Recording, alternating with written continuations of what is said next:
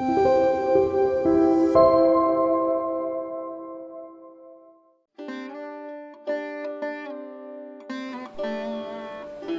Shri Sai Ram. Shri Shirdi Sai Baba Jivita Charitra Parayanam, Chapter 39.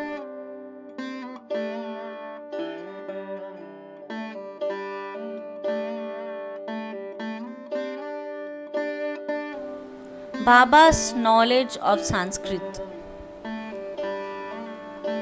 His interpretation of a verse from Gita.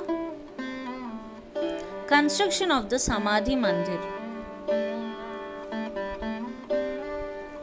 In this chapter 39 deals with Baba's interpretation of a verse from the Bhagavad Gita, as some people believed that Baba had little knowledge of Sanskrit, but by the interpretation of Nana Sahib Chandorkar's query, Hemad Pant refuted that charge in chapter number 50th, and as it deals with the same subject matter, it is incorporated in this chapter.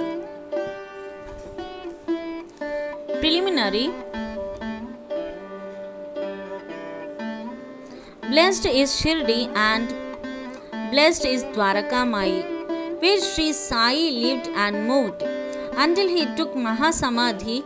Blessed are the people of Shirdi whom he obliged and for whom he lived there. Shirdi was a small village first, but it attained importance on account of his contact and became a tirtha, holy place of pilgrimage. Equally blessed are the women folk of Shirdi. Blessed is their whole and undivided faith in him. They sang the glories of Baba while bathing, grinding, pounding corn and doing the other household work. Baba's interpretation. Nobody believed that Baba knew Sanskrit. One day he surprised all by giving an interpretation of a verse from Gita to Nana Sahib Chandorkar. A brief account about this matter was written by Mr. B.V. Dev, retired Mamaltadar, and published in Marathi in Sri Sai Leela magazine, volume 4th, Sputa Vishaya, page 563. Short accounts of the same are also published in Sai Baba's chapters and sayings, page 61, and in the Wondrous Saint Sai Baba, page 36, both by B.V. Narasimha Swami. B.V. Dev has also given an English version of this. In his statement dated 27/9/1936 and published on page 66 of Devotees' Experiences, Part 3 by Narasimha Swami. As Mr. Dev has got first-hand information about this subject from Nana Sahib himself, we gave below his version. Nana Sahib Chandorkar was a good student of Vedanta. He had read Gita with commentaries. He fancied that Baba knew nothing of Sanskrit texts. So Baba one day pricked and the bubble. These were the days before crowds flocked to Baba, when Baba had individual meetings at the mosque with such devotees. Nana was sitting near Baba and massaging his legs and muttering something under his breath. Baba says, "Nana, what are you mumbling to yourself?" Nana replied, "I am reciting a shloka." Baba asked, "What shloka?" Then Nana said, "From Bhagavad Gita." Baba replied, "Say it loudly." Nana replied, then recited तद्विधि प्रणिपातेन परिप्रश्नेन सेवया उपदेक्ष्यन्ति ते ज्ञानं ज्ञानिनः सत्त्वदर्शिनः. Baba asked, Nana, do you understand it? Then Nana replied, yes. Baba then asked, if you do, then tell me its meaning. Then Nana replied, it means this: making Sashtanga Namaskara, that is prostration, asking the Guru, serving him, learn what this knowledge is. Then those who have attained the real knowledge of the Sadvastu Brahma will give you a Upadesha, instruction of knowledge. Baba then said, Nana, I do not want this sort of collected purport of the whole stanza.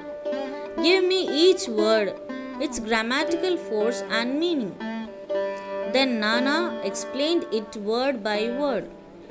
Baba then said, Nana, is it enough to merely make prostration?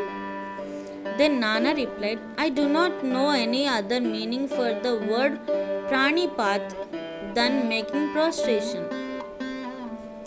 Baba then said, what is pariprashna? Nana replied, asking questions. Baba then asked, what does prashna means? Nana replied, the same, questioning. Then Baba, if pariprashna means the same as prashna, question, why did Vyasa add the prefix pari? Was Vyasa off his head? Then Nana replied, I do not know of any other meaning for the word pariprashna. Then Baba asked, Seva, what sort of seva it meant? Then Nana replied, just what we are doing to you. Then Baba said, is it enough to render such service? Nana replied, I do not know.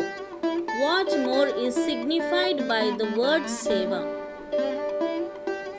Then Baba asked, in such next line, Upadekshanti te gnanam, can you read any other word in lieu of gnanam? Nana said yes. Baba asked what word? Nana replied Ajnanam.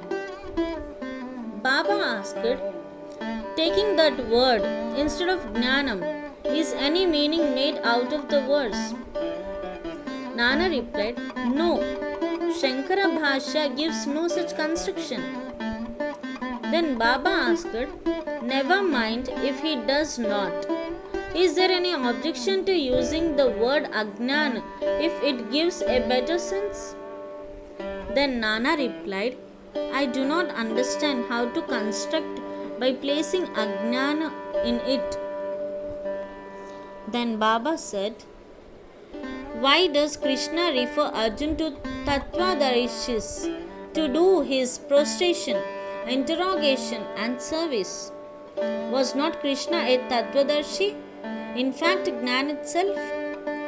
Then Nana asked, yes, it was, but I do not make out why he referred Arjuna to Gnanis. Then Baba said, have you not understood this? Nana was humiliated, his pride was knocked down. Then Baba began to explain.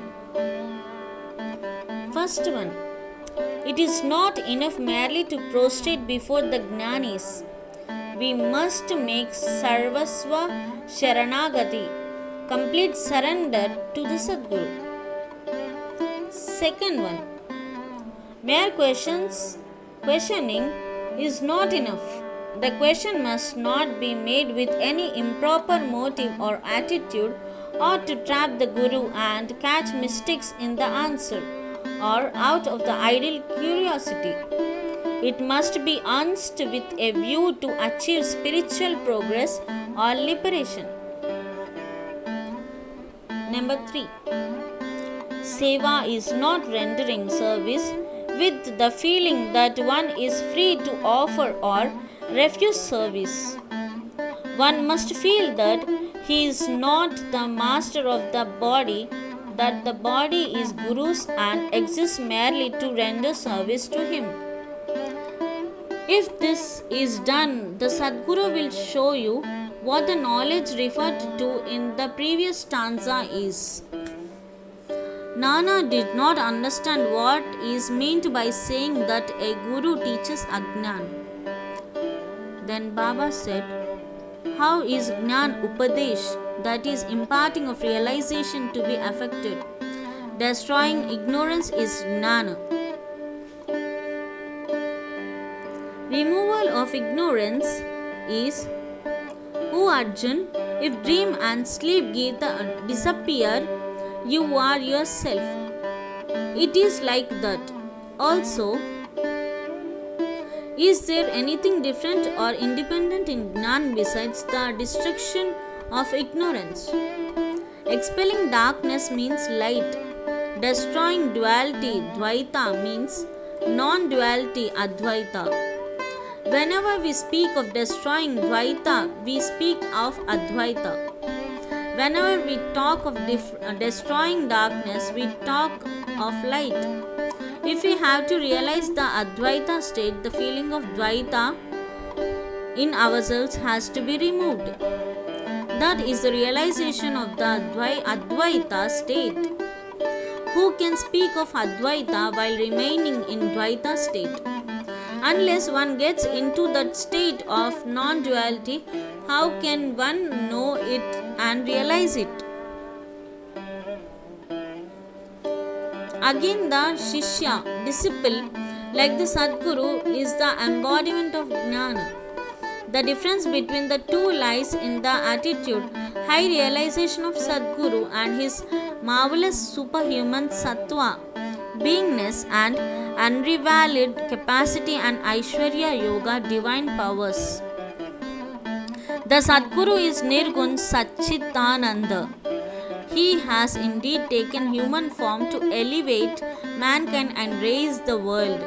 But his real Nirgun nature is not destroyed thereby even a bit. His existence or reality, divine power and wisdom remain undiminished. The disciple also in this fact of the same Swarupa, but it is overlaid by the effect of the samskars of innumerable births in the shape of ignorance, which veils his view that he is Shuddha Chaitanya. As stated there in Gets, he gets the impressions, I am Jiva, a creature, meek and poor. The Guru has to root out these offshoots of ignorance and has to give Upadesh or instruction. To the disciple held spellbound for endless generations by the ideas of his being a Jiva, the Guru imparts the teaching. You are God, you are almighty and opulent. Then he realizes that he is God really. The perpetual delusion under which the disciple is laboring that he is the body, that he is a creature, Jiva or ego, that God, Paramatma, and the world are different from him, is an ignorance inherited from innumerable past births. From actions based on it, he has derived his joy, sorrows, and mixtures of both. To remove this delusion, this error, this root ignorance, he must start the inquiry. How did the ignorance arise? Where is it? And how to show him? This is called the Guru's Upadesh. The following are the instances of Ajnana. 1. I am a Jiva, creature. 2. Body is the soul, I am the body. 3. God. World and Jiva are different. 4. I am not God. 5. not knowing that body is not soul. 6. Not knowing that God, world, and Jiva are one. Unless these errors are exposed to his view, the disciple cannot learn what is God, Jiva, world, body, how they are interrelated, and whether they are different from each other or are one and the same. To teach him these and destroy his ignorance, in this instruction, in Gnan or Agnan, why should Gnan be imparted to the Jiva, who is Gnanamurti? Upadesh is merely to show him his error and destroy his ignorance. Construction of the Mahasamadhi Mandir. Baba never made any fuss about things, but he wanted to accomplish.